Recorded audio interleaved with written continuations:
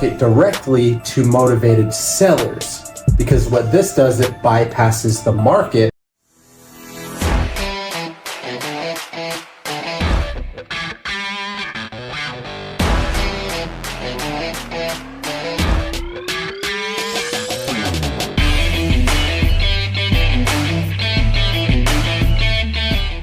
At the end of the day, the name of the game is profit.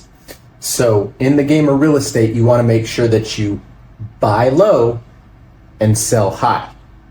The best way to do this is to make sure that you do market research before ever starting anything. Before any lead generation, before making any offers, you want to get familiar with the market that you plan on operating your business. After you've done your initial due diligence, market research portion is complete. At that point, you want to focus on finding motivated sellers.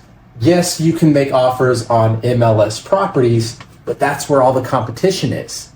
If every investor had access to that grid in your local market, which they do, that means that competition is much, much higher, and it is much more difficult to get a deal. So what we do is we market directly to motivated sellers, because what this does, it bypasses the market, and we go after distressed homeowners, distressed properties, which creates more value for us as investors because we can buy them at a discount. Now, the first thing that I'm going to list is lead generation, because lead generation is the name of the game, not only in real estate, but just about any business, because leads are the lifeblood of your business. And if you don't have them, you're probably not in business. So the lead generation stage of our business is where we work to get in touch with motivated homeowners. Now, these people could be in pre-foreclosure, divorce. They could have an inherited property that they just don't know what to do with. Could be behind on their taxes. Or it might just be a property that's beat up, right? Deferred maintenance.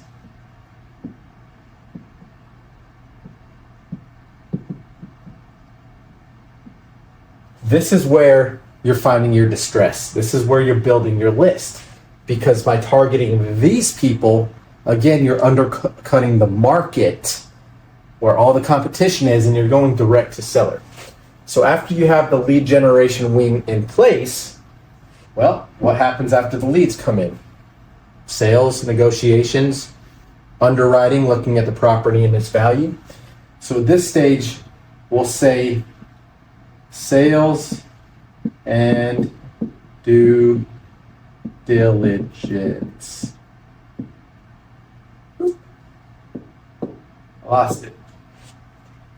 Sales and due diligence. The sales and due diligence stage is where the leads come in, right? So let's say you sent out a postcard where you made a cold call to one of the people on one of these lists. You get in touch with the homeowner. If they live locally, you can always set an appointment where you can shake their hand, build rapport, walk through their property and its situation with them so you can identify how you can help. Or there's investors that do this completely virtually, where they pull the data, they market through whatever marketing channel they choose, and when you get in touch with the seller, you're just going through your phone process, following a script, or walking through the situation with the homeowner so that you can identify if there's opportunity, right? How can you serve them, and how can you buy this house at a discount? If everyone paid retail for real estate that's a real estate investor, they'd lose. They'd be out of business. You cannot pay retail for a house and expect it to cash flow. Now, sales and due diligence, right? So lead comes in. lead comes in, first thing we want to do, we'll build rapport, right? Because people like to do business with those that they like and trust. And so at the rapport building stage, you just want to get them to like you.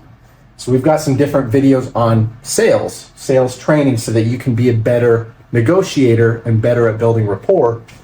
But once you go through the rapport building process, that's where the discovery phase comes in. And in the discovery phase, you want to learn about their situation, what's going on in their life, what's going on with the property, and what is the motivation to sell.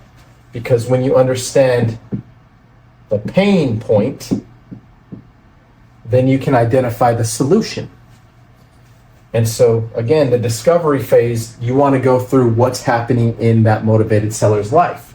The best salespeople talk less and listen more.